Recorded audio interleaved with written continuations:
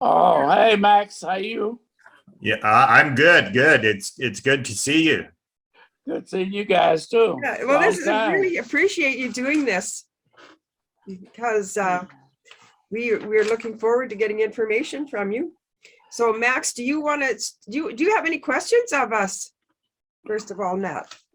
Well, I apologize. My good friend Willie Reed, uh, he was not able to participate, and so I'll have to try to fill in the blanks uh, with his comments as well. That's great, Nat. And I understand you've had quite a political career, so we'll take that into account with your answers. So Okay. Okay. Anyway, How's the weather in Canada? well, it depends what part you're in. Yeah, Oh, I think it's about -5 here, and oh my not bad. goodness. Yeah, Yeah. that's -5 centigrade. Okay, I better explain something. I just discovered this morning that I've been tested positive for COVID. So, and all I have is a cough. So if I'm going to cough or whatever, I'll just put my mute on. Okay. Oh, no problem. Okay, you put on now. Hope you get better. So Willie, I can just describe what's happening in Saskatchewan this year. So there's basically three things, and I'm at the bottom rung of the third thing. The first thing, as we've mentioned, is the Rockets are going to be inducted into the Saskatchewan Baseball Hall of Fame. They are we're not connected with the Baseball Hall of Fame other than I go to the dinner and things like that. But I think their dinner is at the end of August. So, I mean, they'd love to have, I'm sure, or I can suggest to them to have a video set up if you don't want to make a trip up to Battleford, Saskatchewan at the end of somewhere in August. Then the second thing is the Indian Head Museum, which was probably the old or the fire hall when you played there. That's where they have a museum, and Robin Jensen is the president, and she has been working with us tirelessly. I think I've converted her into a baseball fan, Willie. To get an exhibit up for the Rockets when their museum opens up, I think roughly the end of June. She's got an exact date. The museum was left by a fellow named Ken McCabe, much of the original Rocket materials in terms of programs, minute books, things like that.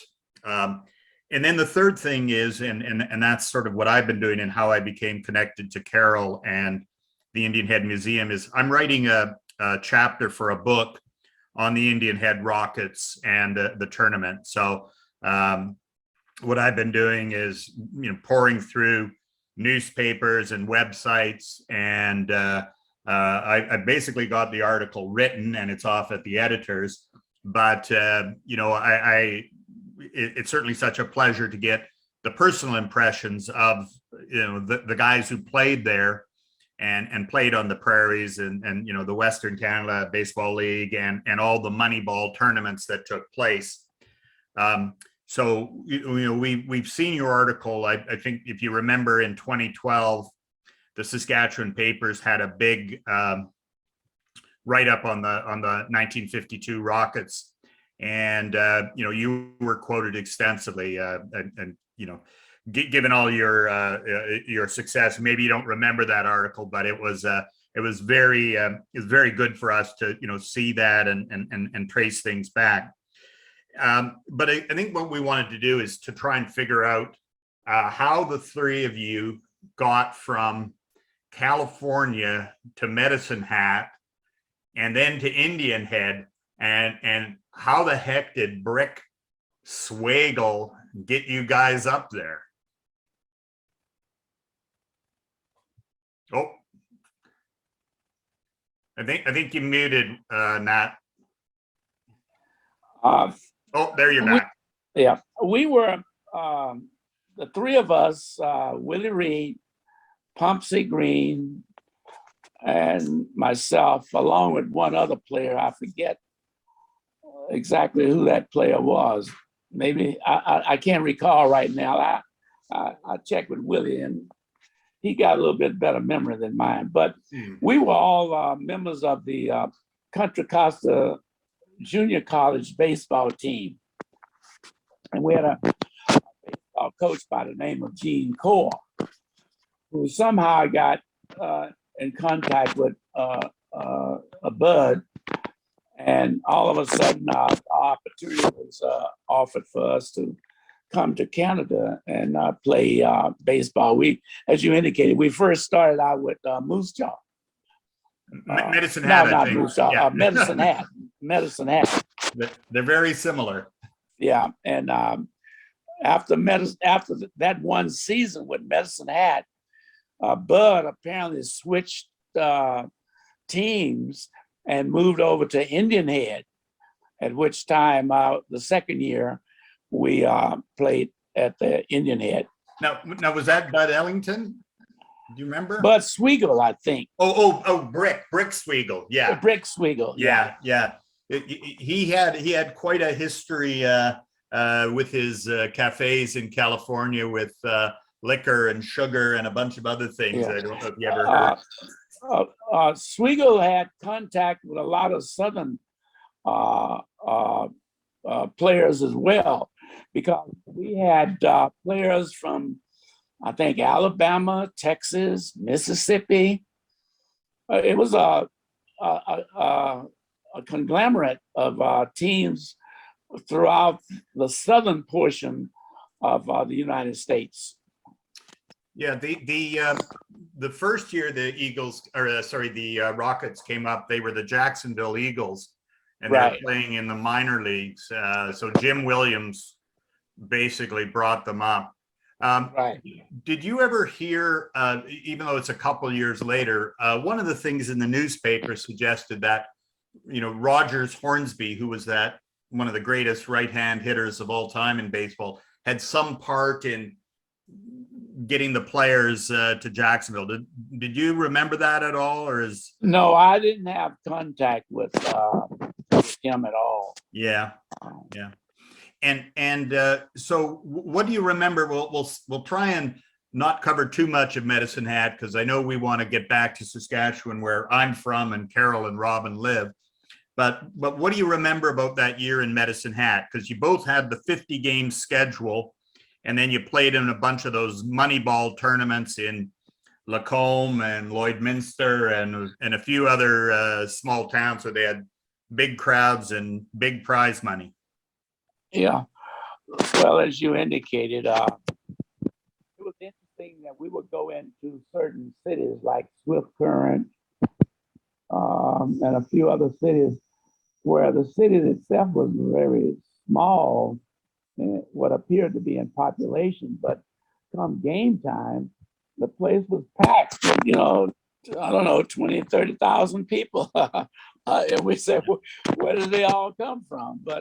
And as we travel in Canada, you may recall that the homes in Canada were not close to the streets. So you never visualized heavy population.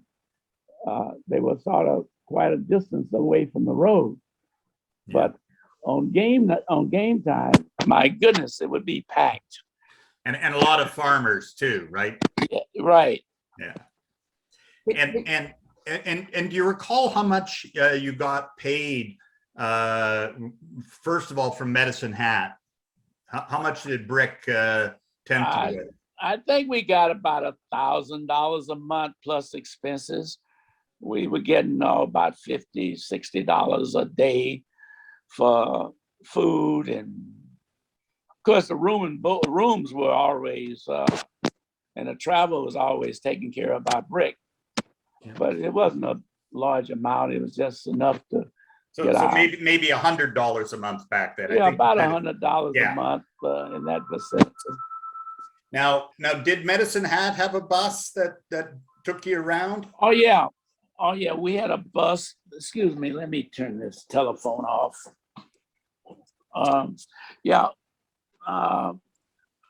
Medicine Hat had a bus that occasionally broke down, but As did the Rockets. yeah, but he was responsible for the transportation. And we traveled from city to city, Moose Jaw, Swift Current. What was the other city? It was about 5 or 6 cities that we would go to and from. There would be Saskatoon and Yes, North Battleford? Saskatchewan. And Yes, did you go to Rosetown? no, I don't recall Rosetown, but Saskatchewan was one city that we played in. Yeah, Saskatoon. Saskatoon. Right. Yeah. And Regina and Edmonton, Yeah. because that's where the big money was located for tournaments, was in Edmonton and Regina, as I recall. There were also a couple big tournaments when I look at the money in very small towns. I mean, Indian Head, for example, had big money, and Yeah. Lloydminster and Foam Lake. And Yeah, I grew up in Saskatchewan. I don't even know where Foam Lake is or how many people it has, but they were offering like, $1,000 to the winning team. So yes. yeah. And when I told people you were going to be talking, one of the questions somebody asked me is, in particular, there was a guy who played in 1951. So when you were with Medicine Hat, there was a former Negro League great star, Chet Brewer, who played for Scepter and then moved to Indian Head in the middle of the season. Right. Do you recall Chet at all? Yeah, outstanding athlete. It was a couple of individuals that moved on to the major leagues. Yeah. Well, Chet was one. And of course, Pumpsy Green, who was my teammate, who eventually became the Jackie Robinson of the Boston Red Sox. Took a long time. He was the last African-American to be signed by the Boston Red Sox, who was sort of a holdout in terms of signing African-American players. And he experienced pretty much the identical situation that Jackie Robinson did as the first. He experienced the same thing as the last to integrate the major leagues. Now, if I'm correct, I think Chet Brewer was 43 in 1951, and you were about 19 or something. Yeah, about 19 now, or 20. Now I got to have this question, and we are recording it. Who had a faster fastball then? Well, it was about even. I don't know. He could still bring it up with a lot of heat on it, even at 43. But you were still growing. Yeah, I was still progressing. Yeah, that's great. And you when I took a look at the Medicine Hat season at 1951, it looks sort of like the team kind of collapsed at the end. It sort of said they forfeited some games and, out of the playoffs and things like that. Do you remember what happened with the team in Medicine Hat? Well, I don't recall exactly. Is that we had been up there quite some time, and a lot of us were homesick, and it was getting a little tiring. And of course, I guess when you win, the enthusiasm tend to increase and prevail. But when you start losing, you get a little bit disgruntled and disgusted, and as a result, your enthusiasm is not there. And I think we were homesick. We wanted to get out of there because if in Canada, the early part of the season in the spring, the weather is beautiful. But as you start going toward the end of the season, the weather start becoming cold and a little bit disgusted. So those were some of the prevailing reasons why our season started deteriorating. Yeah, and so you finished the season. You went back to California, did you? Yes. Yeah, And how did you make the connection with the Rockets for 1952? Well, after the Medicine Hat experience, Brick kept in contact with us. So he switched over to the Indian Head Rockets, and he made contact and says, "Hey, I got another team. Would you like to come up and join this team?" So we had a nice experience in Canada. So I think all of us that had gone to Medicine Hat eventually signed and moved over to Indian Head. Yeah. And in Indian Head, I think you were billeted in the Dominion Cafe. Do you remember that? Yes, it was a hotel and a cafe, I think, combined. And I think, do you remember, I think the guy's name was Charlie Koo. Does that ring a bell? I don't recall exactly the names of the individuals. Yeah. And how, I mean, both in Medicine Hat and Indian Head, you're coming up from the States. Certainly at the time, there are very few African Americans who aren't ball players there. How are you treated first in Medicine Hat and then in Indian Head? Oh, we were treated with some degree of royalty. As athletes, Canada seemed to vacillate strongly in appreciation of athletes. I recall some of the hockey players that we played against were outstanding baseball players as well. Yeah, they sure were. So that was a brother group. I think they had about 3 or 4 brothers that were. I think you're referring to the Bentley brothers. Yeah, the Bentley brothers. Yeah, they were very good baseball players as well as hockey players. So we got along very nicely. I do recall, going to social events like on a Sunday. Apparently, they didn't allow anyone to charge admission to the games, and we would go to social events after the baseball game and so forth. And people were very cordial, friendly. Really, the Canadian treated the African Americans much more respectful and open than the whites in the United States. So that was a new experience for us because, in the States, you go someplace foreign, well, not foreign, but outside of your area, people start looking at you, want to know who are you and so forth. But we didn't experience that in Canada. The only thing that was sort of comical in Canada that we had to get adjusted to was that they would all call us darkies. Hello, darky. Now first we thought it was insulting, but we began to recognize that it was just a friendly gesture on their part, and it was nothing disrespectful. So that was sort of something we had to eventually get adjusted to and recognize that it was a polite exchange of welcome. Did you ever meet any Black families in your travels in Canada? No, I never met one Black family at all. We were invited to some of the Canadians' home for dinner after the game, in between games, especially in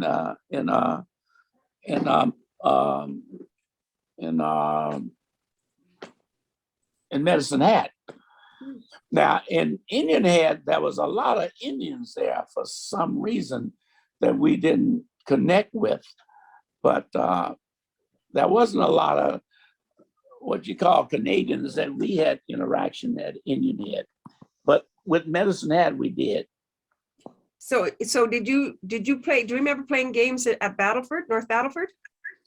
No, I don't recall Battleford. Okay, because there were Black families in Battleford, and you don't remember? You didn't have any contact with the Battleford players, the Battleford Beavers? No. Okay.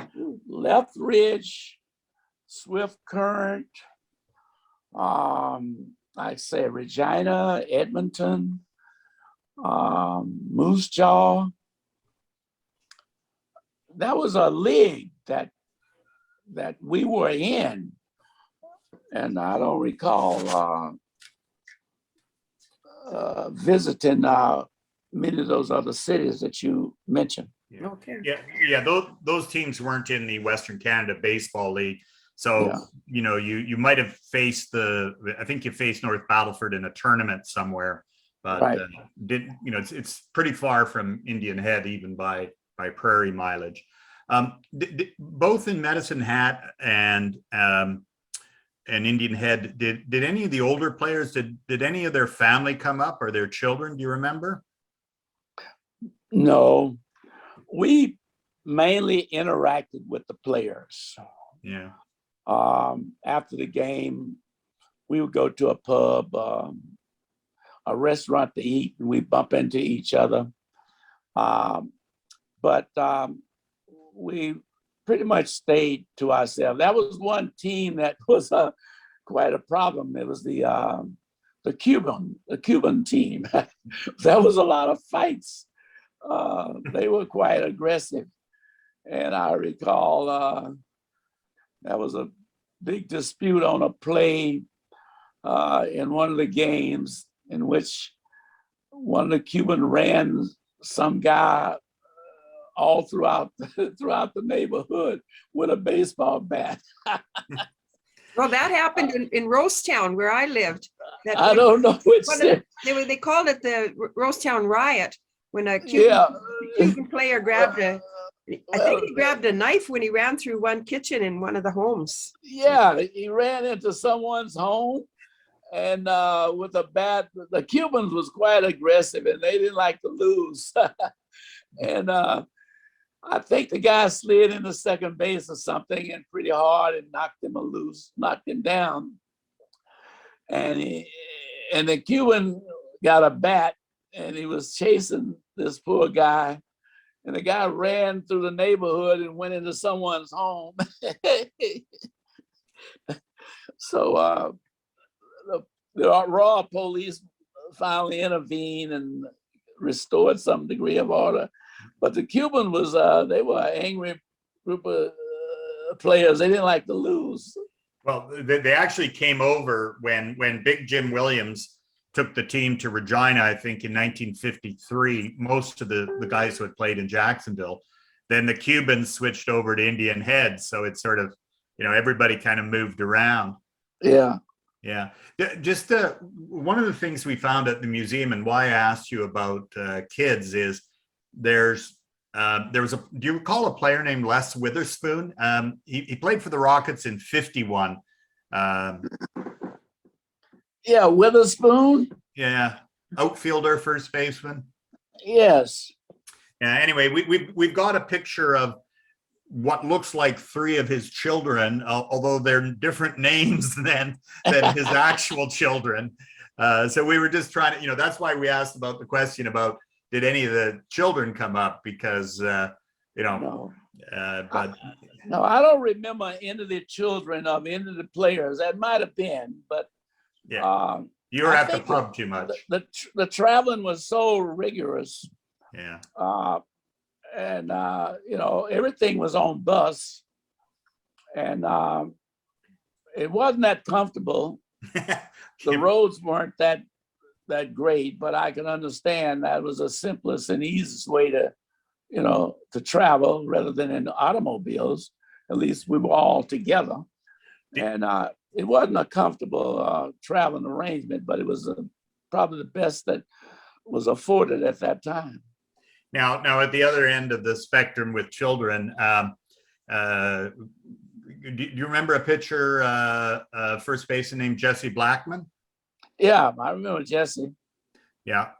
And what was he like as a pitcher, hitter? Do you remember? Did he stand out or? Oh, yeah, he was a good. He had good fastball and good control. He was a tough guy to hit. Yeah. And just getting back to your pitching, today we see the pitchers come out of the game when they've thrown 80 or 90 pitches. Do you recall sort of, or have in your head how many pitches you would throw in a game? No, we came out mainly when we became ineffective. When we started getting blasted, that's when we came out of the game. As long as you're getting them out, the coach would let us stay in. But when we start getting tagged with double and triple and a home run in the late innings, that's when we got yanked. But did you ever have arm trouble pitching? No, I never had a sore arm of anything like that, because I was not just a fastball pitcher. I mixed my pitches up, so I sought to preserve my arm strength, and I would throw a lot of off-speed pitches as well, which didn't didn't require you to use a lot of arm strength. So I was a combination type of pitcher. Yeah, they're one of the greatest hockey players of all time, Gordy Howe, played in the early 50s while he was playing for Detroit. And that's what everybody said about him. If you threw him a fastball, he did it a mile. If you threw him a curveball, he'd be bringing up dirt. So yeah, a lot of guys like that. What about some of your other teammates in 1952? You had, was there, Tom Alston was there? Yeah. Tom was a good hitter. We had a pretty solid team. We had, if you notice, we put a lot of runs on the board. Oh yeah. Generally. So we had some people that could hit the ball, singles, and also hit the ball long. And Willie Reed was our second baseman. Winters Calvin, I think I was our third baseman. Those are two guys I recall mostly because we went up together. And Pumpsy Green was, I think, our shortstop. So we had a pretty solid baseball team. And I was a pitcher, and occasionally, because I could hit a little bit, they would stick me in the outfield on days in which I was not pitching. Now I saw in one newspaper article, and again, sorry, Willie couldn't be with us, but the newspaper referred to him as Wee Willie. Was that a common name, or just something that a newspaper? That was something that the newspaper picked up on. Yeah. We sometimes call him Slick Willie, but much nicer. Yeah, but he was a quick. He could steal bases like Jackie Robinson, and he was not as big. That was unfortunately. He probably could have made it in the majors. Unfortunately, in those days, in the 50s, you may recall, that was the era of where Jackie Robinson had just broken the barrier. And major league teams had what you call a quota. Oh, yeah. They were not going to bring too many African-American players up, although some of them that played in the Canadian League and some of them played in some of the other leagues were outstanding players. But they were looking for certain type of players. Now, Pumpsy Green, who I played with both in high school and college and in Canada, was an outstanding player. But to his credit, he wasn't the best player on the field. But what Pumpsy had was something that most people didn't recognize except later. He had a temperament. For an example, in those days, if an African-American player showed a little bit too much emotion, and like if you get called out and how you reacted to that being third strike call out, those major league scouts were looking at that. And if you showed a little bit too much displeasure, that was a no-no. Yeah. Pumpsy was a smooth, quiet, easygoing player that showed very little emotion, either negative or positive. Well, you certainly see that today in baseball too. Unfortunately, Right. it's Yeah. there's a fair double standard still. And you mentioned there were other perhaps more talented players than Pumpsy. Do you remember who those would have been? Not so much in the Canadian League, but certainly back home in California, that was a host of players. We had, during our summer league, after the league playing in Canada, we would come back home and we play what called winter baseball. And we would play against the major league players who wanted to continue to, stay in shape. And we would play at various recreation centers and parks in our area. And we would play against a lot of major league players. And we had guys that just wear out those major league pitchers. Emmett Neal. I just go on and on with a bunch of them.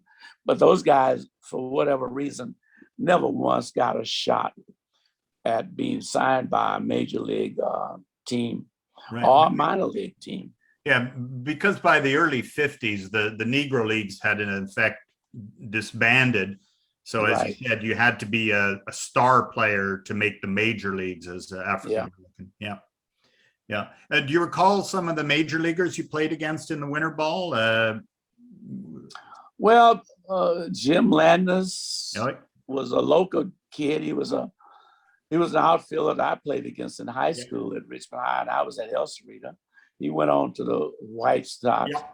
Ernie Broglio, who was a teammate of mine at El Cerrito High School, he later went on to the major league. Because my age was a little bit older than some of the others, but we've had, like Kurt Flood. I played against him. Willie Stargell, Frank Robinson.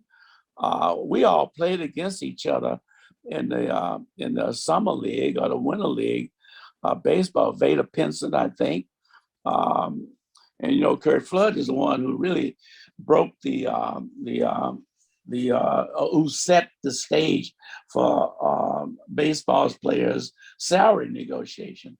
Yeah, he's quite a heroic figure in historical terms. So, like I say, Kurt Flood, Frank Robinson, Alameda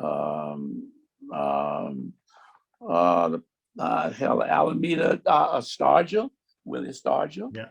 Did you keep in touch with Ernie after he got to the majors, Broglio?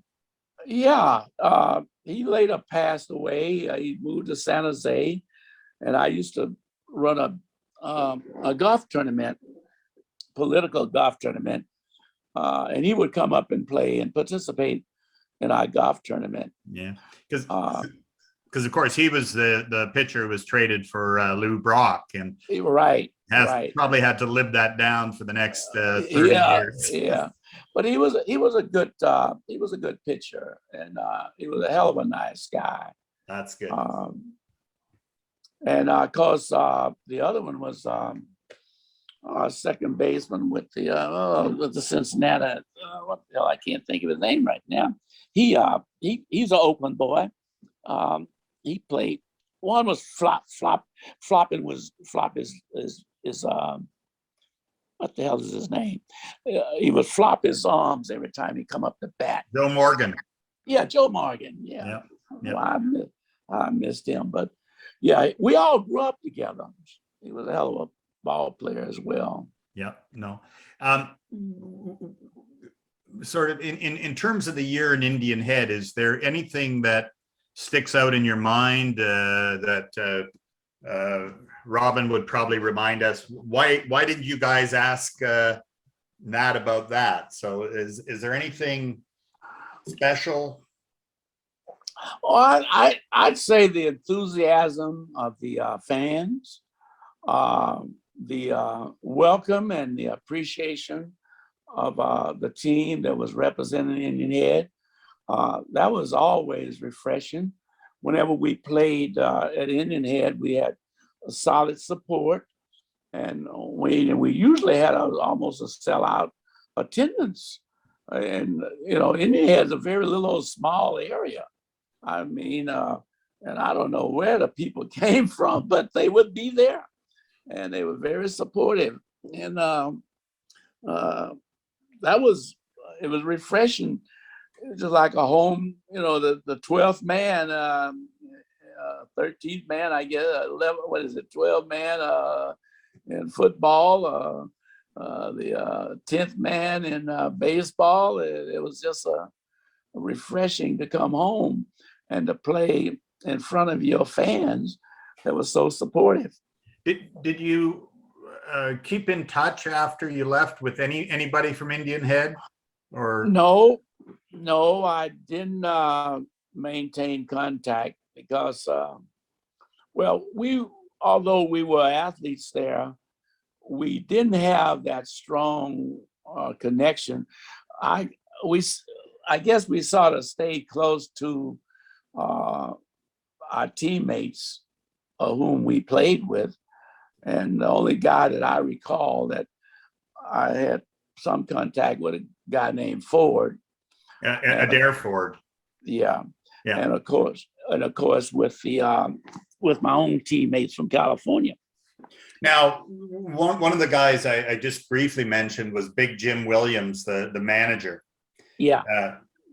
And he at least played a couple years in the outfield when Josh Gibson was catching for the Homestead Grays. Did he ever talk about his time in the Negro Leagues?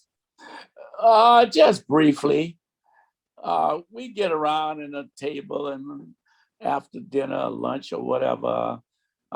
We didn't talk a lot about history during the game. We were too concentrated on winning and what we had to do. But in casual moments, we talk a little bit about those experiences that we've had.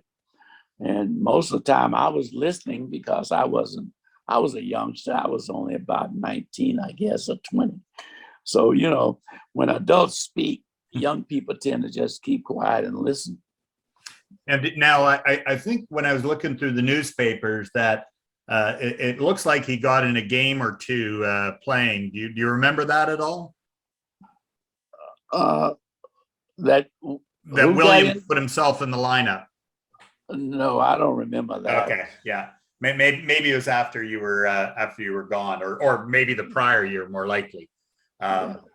Okay, yeah. Now we mentioned at the start your long career in politics. I think when I looked at your resume, 1967, you were first elected as city councilor. Does that sound about right? Yes, that's correct. 67. Now, one of the things is obviously you're have a great manner to you, but do you think the time in Medicine Hat in Indian Head, did that help you at all in your political career, dealing with people, conflict? Oh, sure. I mean,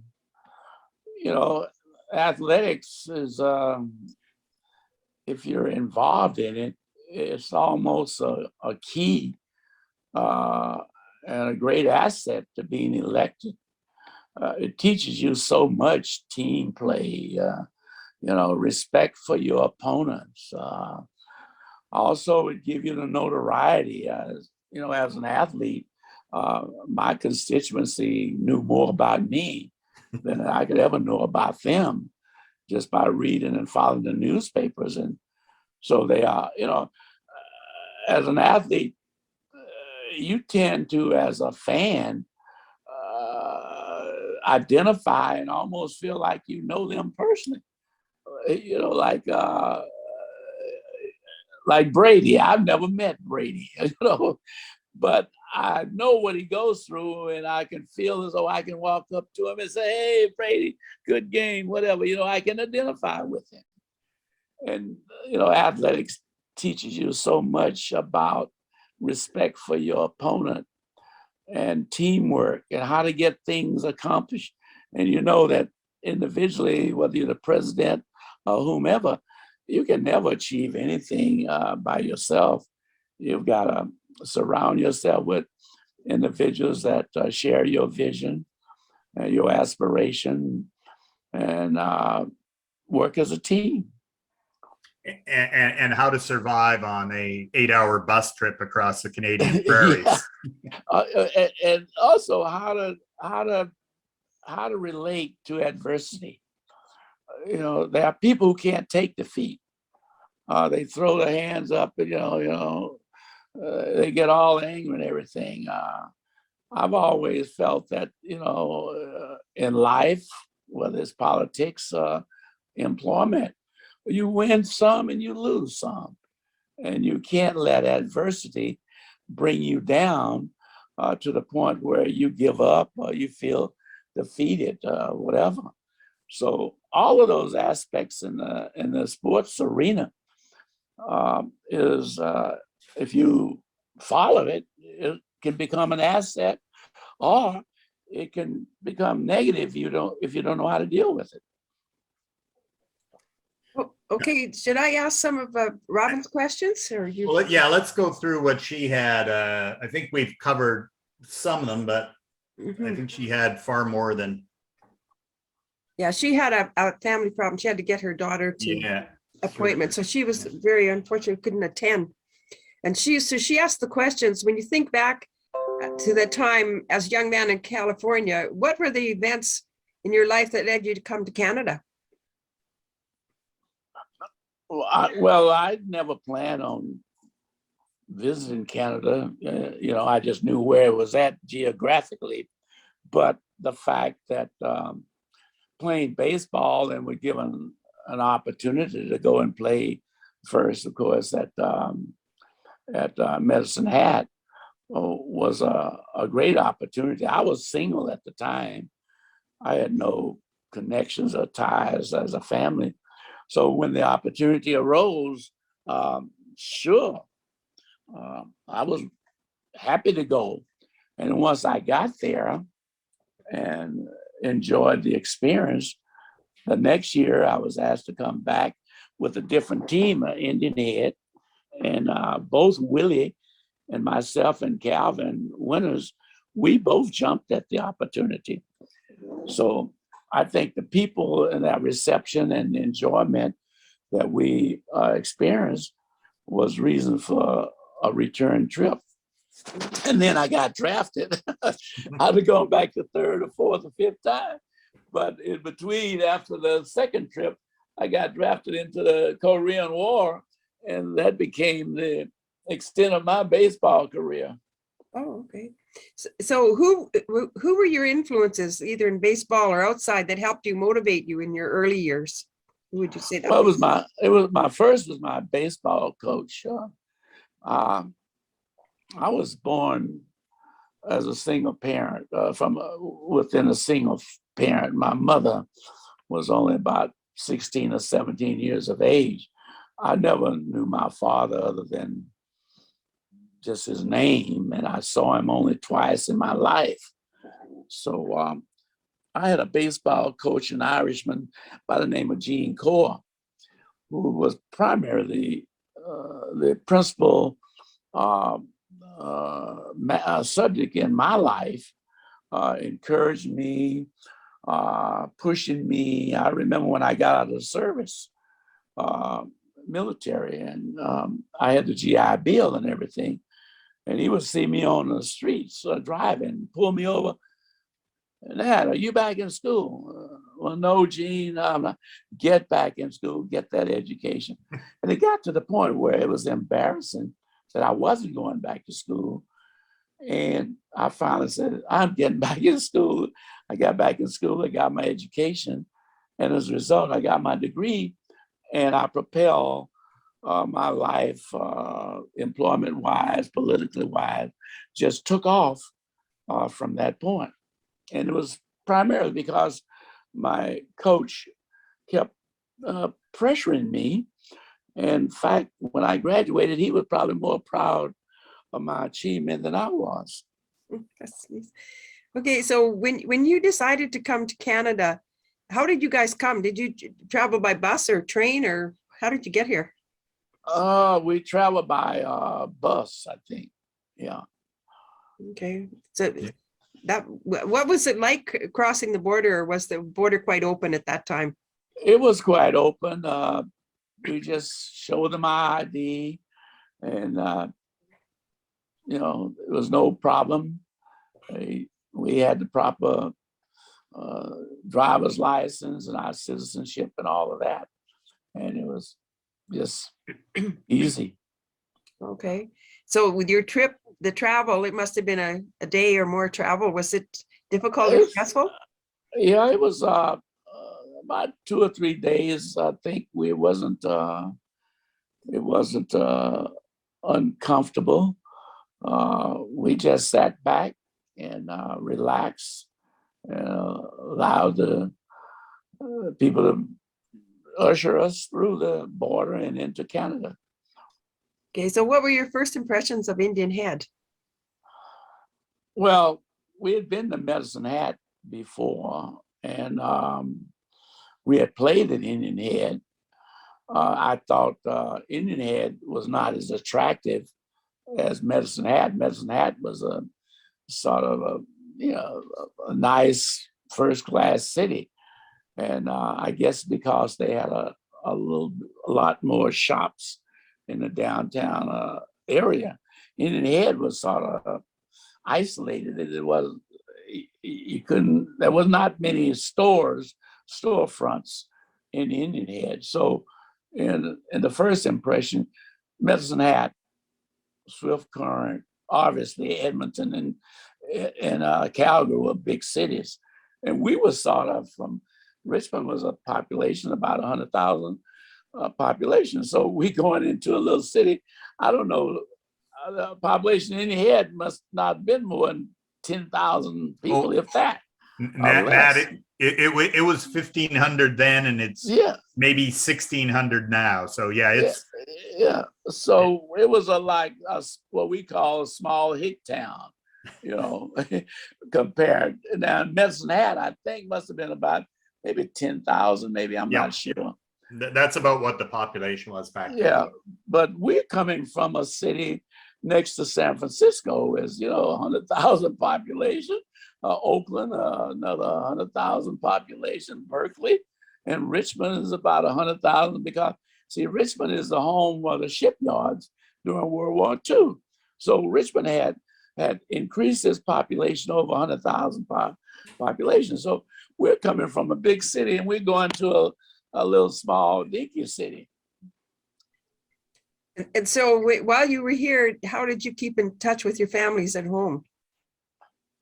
We called them on the phone, wrote letters, but we were there maybe 5 months of the year because it wasn't a long season. Okay. So what kind of activities did you do on the bus to pass the time? Like, did the players sing or play instruments? I remember in Rosetown that when I think there were only 4 Black players that were there, and they would come to our home, and I'll never forget them singing "Good Night, Irene." I think, yeah. Yeah, well, we entertained ourselves by playing cards, dominoes, and other games. There was not much television that was available. Radio, maybe you pick up a station here and there that had music that we identified with, but we just found ways to continue to keep our minds occupied. Reading was obviously a manner of keeping in touch and so forth, but there was not a lot of social activity. On Saturday nights or Sunday, maybe a Friday night after the games, there would be parties. Someone would provide and invite us to the parties. So we would go to some of the parties, but other than that, we pretty much stayed to ourselves and just self-entertain. Okay, so did traveling around Saskatchewan and Western Canada inspire you or change your perspective on the world outside of the United States? Yeah, it gave me a perspective. There's a different part of the world that don't share and they don't demonstrate a lot of prejudice and discrimination as in parts of the United States. And that I found Canada, like I say, was very open, friendly, amenable, and showed respect to all of its citizens, including the African American individuals that was either visiting or perhaps live there in Canada. I thought it was a friendly community, much more so than some parts of the United States. Like we would go in Canada and some people would stare at us, but I don't know whether it was out of curiosity or just they hadn't seen African Americans often in their area. But in the South, you can go, well, not in the South, but in some parts of the United States, you can walk around and you can feel the tension and, what are these people doing here? That type of thing. But I didn't experience that questionable, challenging attitude in Canada. Okay, and another question she asked is, the Indian Head Rockets exhibit will be a celebration of the contributions of Black players to the history of baseball in Saskatchewan. What do you want people to learn and remember when they read about you and your legacy? Oh, that we were just regular Americans visiting Canada, seeking an opportunity to advance ourselves into the professional baseball leagues, and that Canada was an opportunity to get the experience and exhibit our abilities for others to see. And hopefully some of us were given an opportunity to advance into an advanced major league portion of baseball, either the lower leagues or the minor leagues or the major leagues. And that's what I saw Canada as providing, another stepping stone, an opportunity for that advancement. Okay, and if you could go back and give your younger self a piece of advice for young men starting out in their journey to Canada to play baseball, what would that have been? What would that be? And maybe you did give that to but you were the one of the younger ones, so maybe they gave you advice. Well, I think open-mindedness, don't anticipate negativity, think positive,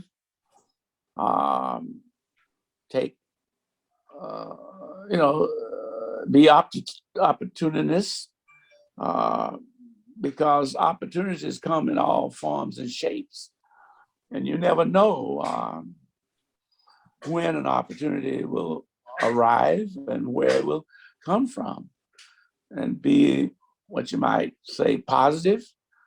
And I think Canada offered that opportunity to improve our skills, and more important, to relate with people that are different than you. That's unfortunately is what is a downfall for many individuals, is that they don't know how to relate to other people that are different, and they, in some case, assume that that person, those people are this and that. Give people an opportunity and be positive. So I think that's probably how you ended up being a mayor, because you could relate to any kind of people, because there must have been all different kinds in your precincts there that you had to be the mayor over. Oh, yes. We have a highly integrated community, Laotians, Vietnamese, Asians, both Japanese, Chinese, Indian, African American, a heavy population of Latinos, heavy population of Caucasian. You got to relate and be responsive to the needs of all of those communities and individuals. And if you favor one over the other, you can get into serious difficulties. And treat people with respect and dignity. And that's been my, I guess, success. You know, I've been fantastically blessed. I have been associated with 11 presidents of the United States, either directly or indirectly.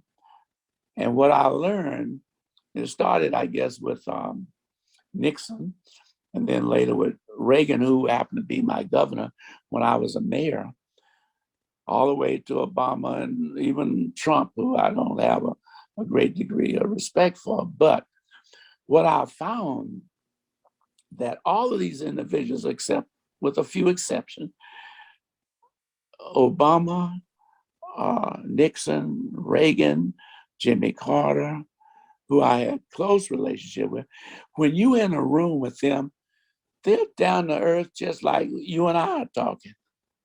They don't have that ego, and they don't feel that and show that superiority. And that's what I've tried to exhibit all of my life, that, you know, we're all just human beings trying to do the best we can. And when you respect other people on a similar level, and that they're not, less valuable than you are, then you can get things accomplished. Yes, but So- you're the mayor, so you're really important. So, Yeah, you know but that. I'm only one man. Yeah, and that's what you found with those presidents. Is that what you're saying? That Yeah, see that? I mean, I've talked, like I say, I was invited back to the White House with Obama. And I've been with Jimmy Carter on personal level. Those guys will sit, and I was on a committee with when he was a vice president, George Bush. And those individuals sit there just like we're talking. This is the kind of conversation I had with them. You know, they were not superior to me. I was not superior to them, obviously.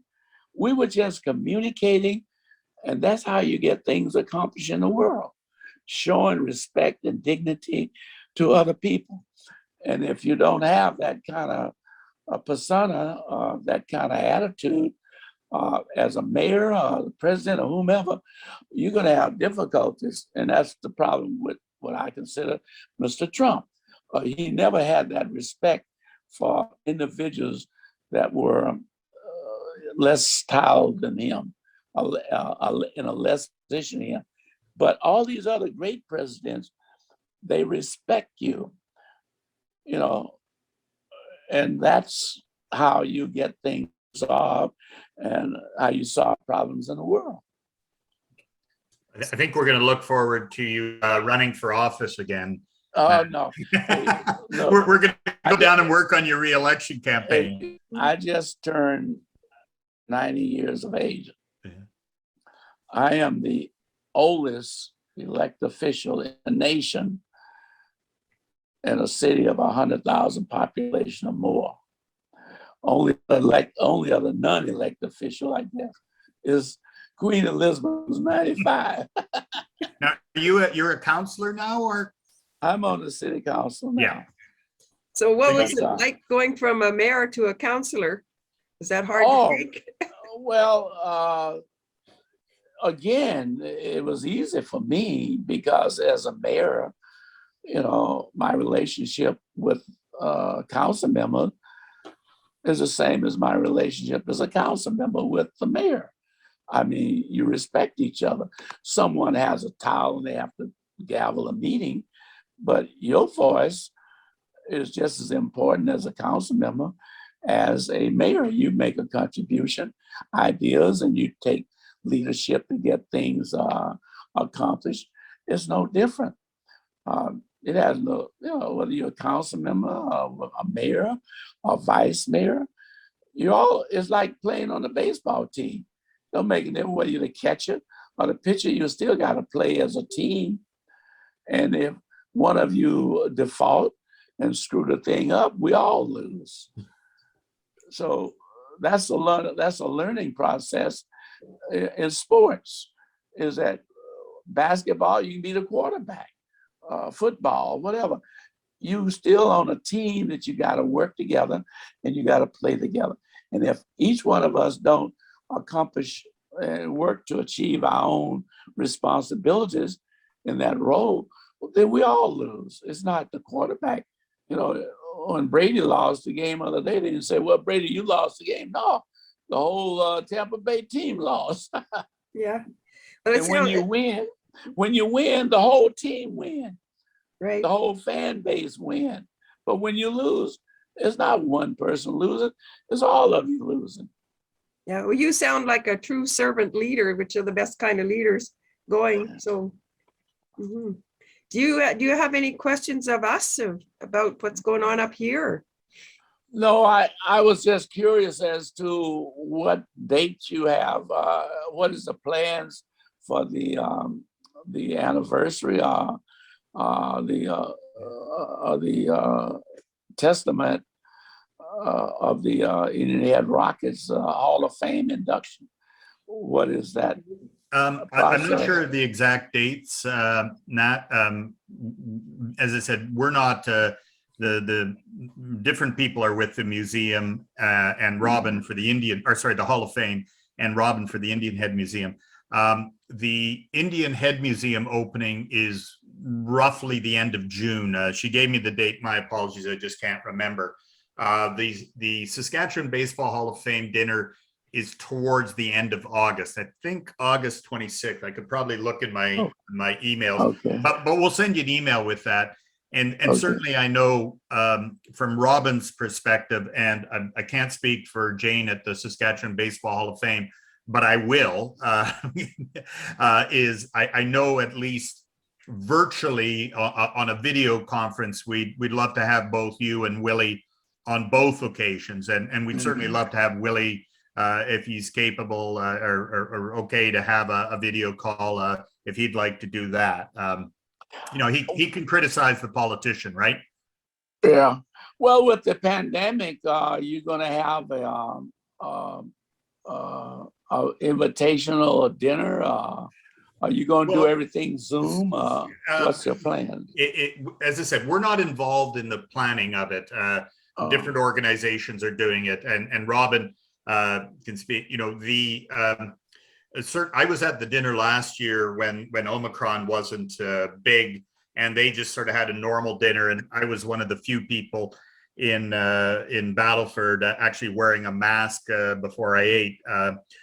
So it's a little, we'll just have to see what happens. The plan is to have a dinner, for them and an induction. So we'll, I'm sure we'll hear in the next couple months what they are. And similarly with Robin, how it's going to be. I mean, the museum itself is not, I think probably, the exhibit is in the museum, and it's not, it could probably hold, without any restrictions, maybe 80 people, about that. Yeah. So it's not huge. It's in the old fire hall at sort of the end of Main Street.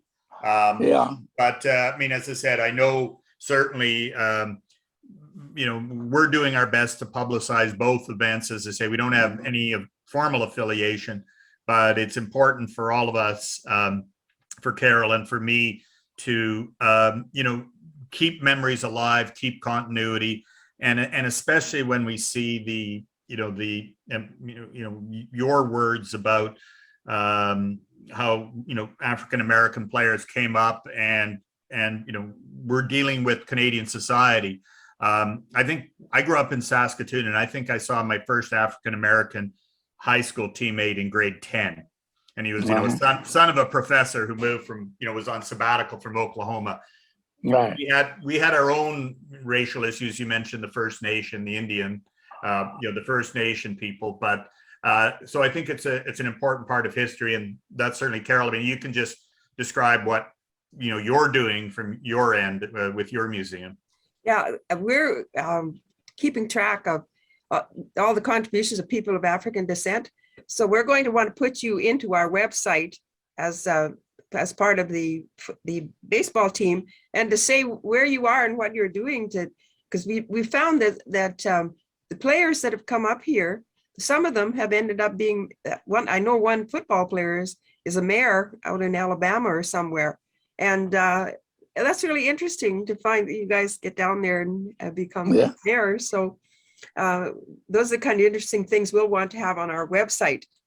And but if this whole COVID thing has dissipated, are you interested, you and your family, coming up here for the Hall of Fame induction if there's no COVID? Yeah, that'd be a interesting opportunity. What city would you fly into?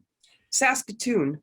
Yeah. Saskatoon, and then you just get a vehicle and drive to Indian Head. Okay. Yeah, if you came by yourself, we'd certainly take care of you. We'd make sure you were picked up and taken to Okay. have no problem. We'll do that. I did that last year, and that I flew into Saskatoon and just rented a car and drove up. So that's what I'm out on the West Coast, just like you. So where you reside, Matt? I'm just outside Vancouver. So I was one of these prairie kids who couldn't take the -40 in Saskatchewan and fled to the West Coast.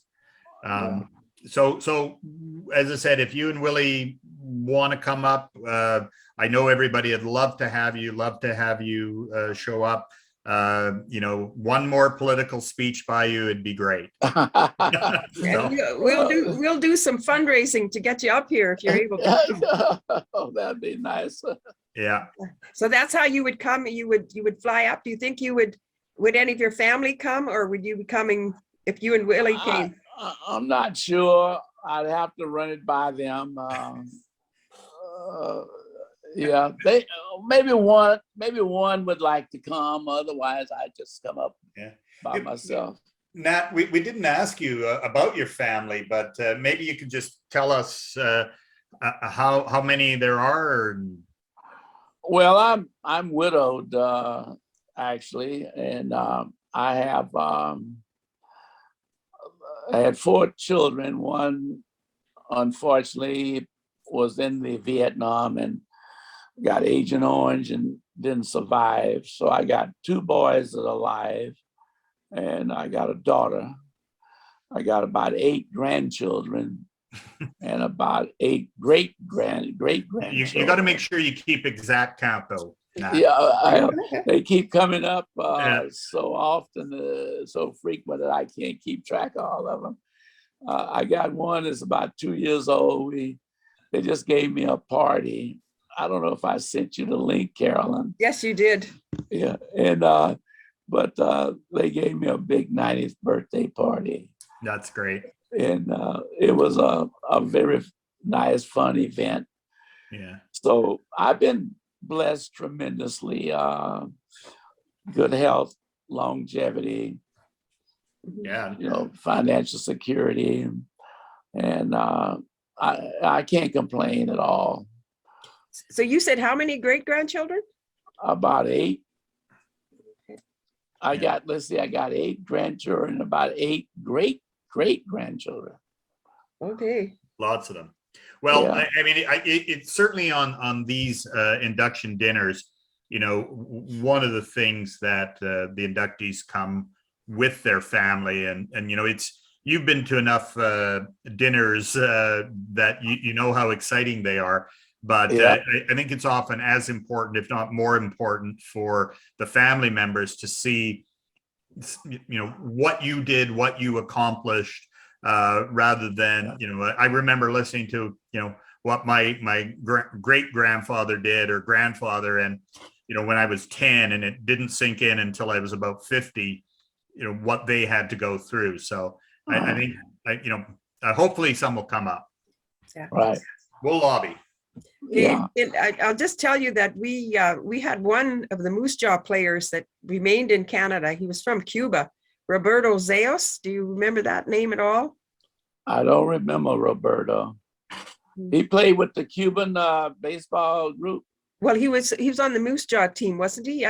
Max, you might know. Yeah, I think so. And he might have been on North Battleford too, and just Oh, or Lloydminster or something. So Lloydminster. Yeah. yeah. I remember some of those players remained in Canada after the season was over. Okay. Yeah. Well, he remained and married a woman, a local woman, and has some children. He's passed away.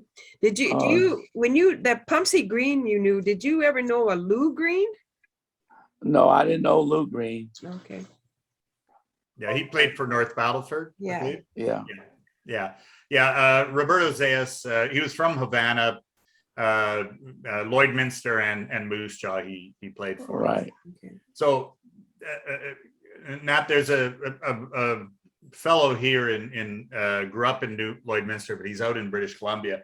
He's done a very good website, and I don't know if we sent you the link before, but it's got all the history of all the players and the games, and he's taken lots of articles. So if you ever want to show people or have people ask questions, and for some reason you're tired of talking about it, I can't imagine that. But if that did take place, you could just give them the website, and especially if the kids are interested in the history of baseball, or you can make them interested by something like that. They see what their great grandfather did, or other players. I mean, Pumpsy Green, Tom Alston. Right.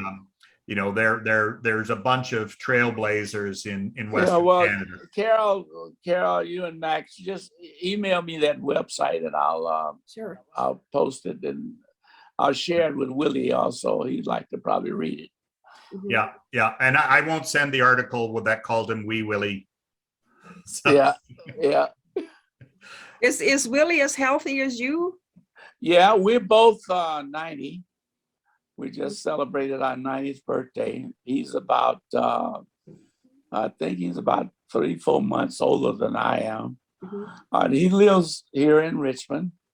In fact, he looks like a teenager. Oh my goodness. I'll send you a photograph of him at the birthday party, and I'll tell you, you won't guess that he's 90 when you see him and his wife. Well, that was what happened when you sent the picture of you. I was thinking, well, why is he sending me pictures of his kids? And not of him. So you have one lobbying task ahead of you, and that's to get Willie on a video call like this with us. And so Robin can actually, I mean, you're absolutely more than welcome to attend as well, and we'd love that again. But we would really love to see and hear from Willie. Okay. It's so important, not just in Western Canada baseball, but in all aspects of history, is to capture oral history before the players go, as we all do. And I sort of kicked myself because in my mid-30s, I started looking at history in more depth, but I didn't do anything like this until 20 years later. And so many of the players had passed from the 1950s and 40s and things like that. So it's great that you're able to talk to us about it. Yeah. Well, it's unnatural that the older you get, the more you appreciate longevity. yeah, that's for sure. Yeah, especially when you consider the alternative. Yeah. Yeah, I know. I wish I would have asked my dad some questions, because he knew the information about his grandfather living in the States and what it was like, leaving Virginia and that. And I didn't care that time, but wish I had. Yeah. Mm-hmm. Okay, well, is there anything else that we? Well, it was great speaking with you.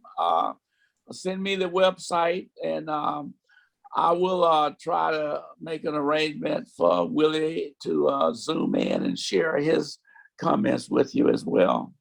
Yeah, you can just let me know anytime, like you say, well, tomorrow we're available, then I can set it up.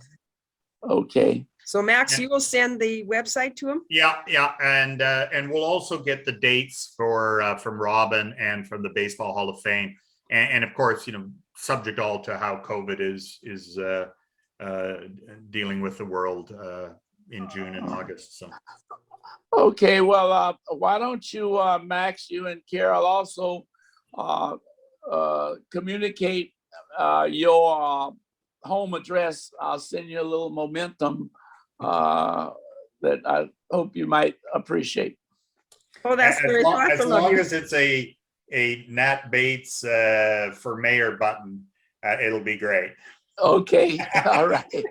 Just what just a sort of a question, because I know Robin is I mentioned we had a lot of the many photos and many that aren't online yet. Did you keep any mementos or souvenirs of your time in Medicine Hat or Indian Head, or?